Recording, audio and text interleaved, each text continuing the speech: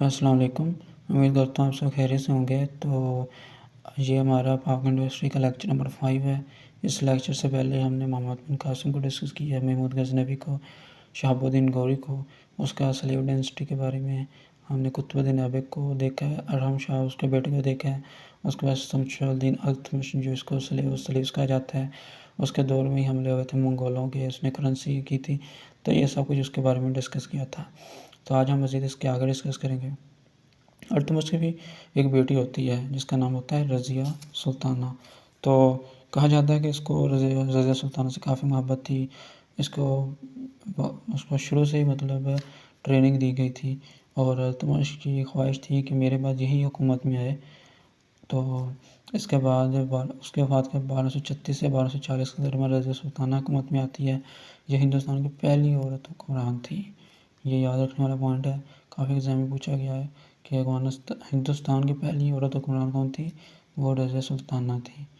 تو اس ٹائم مطلب عورت حکومت میں آئی تھی، تو کچھ لوگوں کو یہ باتیں ہضم نہیں ہو رہی تھی، تو کافی مطلب لوگوں نے کہا تھا کہ باتیں بنانا سٹارٹ کر دی تھی کہ رضیہ سلطانہ کو کسی سے محبت ہو گئی ہے، اور جس سے محبت ہوئی تھی اس کو جمال الدین یاقوت کہا جاتا ہے، جو کہ غلام تھا، اس سے محبت ہو گئی تھی۔ اور اسی وقت میں مطلب اس کا ایک منگیتر تھا جس کا نام ملک اتونیہ تھا، تو یہ بات اس کو پتہ لگتی ہے، گورنر تھا یہ، اور یہ بات جب پتہ لگتی ہے تو اس کے تو یہ سوچتی ہے کہ بھائی اس کے بعد میں حکمران بنوں گا، اس سے شادی ہو جائے گی، مگر ایسا نہیں تھا۔ جب اس کو معلوم ہوا ہے تو اس نے قتل کروا دیا ہے جمال الدین یاقوت کو، اور جمال یاقوت کو زبردستی پہ شادی کر لیتا ہے، رضیہ سلطانہ سے حکومت کرتا ہے، مگر یہ حکومت بھی ان کی ناکام رہتی ہے، ٹھیک ہے۔ اس کے بعد بہرام شاہ آ جاتا ہے جی، جو کہ ان دونوں کو قتل کروا دیتا ہے جی، ملک اتونیہ کا بھی قتل کروا دیتا ہے جس نے جمال الدین یاقوت کو قتل کروا دیتا ہے، ساتھ رضیہ سلطانہ کو قتل کروا کے خود حکومت سنبھال لیتا ہے، ٹھیک ہے۔ اس کے بعد ناصر الدین محمود آتا ہے۔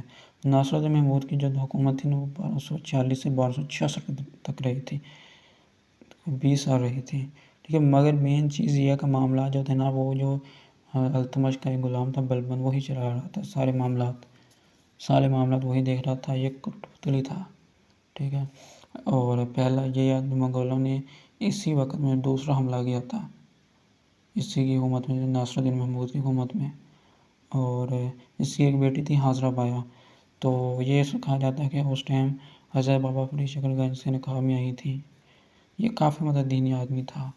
اور اس کے بعد مین بندہ آ جاتا ہے، most powerful man of slave dynasty, Ghiyas uddin Balban, جس کی حکومت 1266 سے لے کر 1287 تک رہتی ہے، اور یہ بہت طاقتور حکمران تصور کیا جاتا ہے سلیو ڈینسٹی کا، جو کہ غلام تھا، کس کا غلام تھا؟ التمش کا۔ التمش کیا غلام تھا؟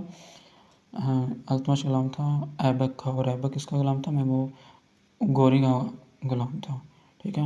ایسے یاد رکھیں گے۔ اس کے بعد اس کی کچھ فیمس پولیسز دیکھیں گے، یہ منگولوں کے خلاف جو حملے کر رہے تھے بار بار، جو کہ جس نے حملہ کیا تھا التمش کے ٹائم میں فرسٹ ٹائم، اس کے بعد منگول ابھی سیکنڈ حملہ کیا تھا ناصر الدین محمود کے وقت میں، تو اس کے خلاف ایک پالیسی بنائی تھی، بلڈ اینڈ آئرن پالیسی بنائی تھی، کوئی غداری کرے گا اس کو ڈائریکٹ موت کی سزا ملے گی۔ 40 کیبنٹ کانڈ کر دی تھی، مطلب کہ کیونکہ جو حکمران تھے پچھلے، ان پہ آرڈر یہی 40 کیبنٹ چلا رہی تھی، تو اسے لگا کہ اب میری باری ہے، تو اب یہ پھر طاقتور ہو کے میرے خلاف ہی نہ شاستیں کرنے لگ جائیں، تو اس نے اس کو اینڈی کر دیا۔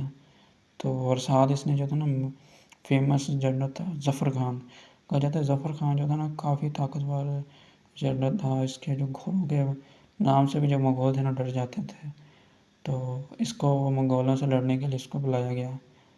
تو یہ کافی اس کے بارے میں کافی مطلب اچھی پالیسیز بنائی تھی۔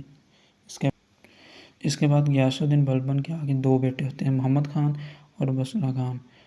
تو محمد خان جو مطلب جہانشین مقرر کر دیتا، مگر منگولوں سے جنگ کے دوران 1285 میں اس کی وفات ہو جاتی ہے۔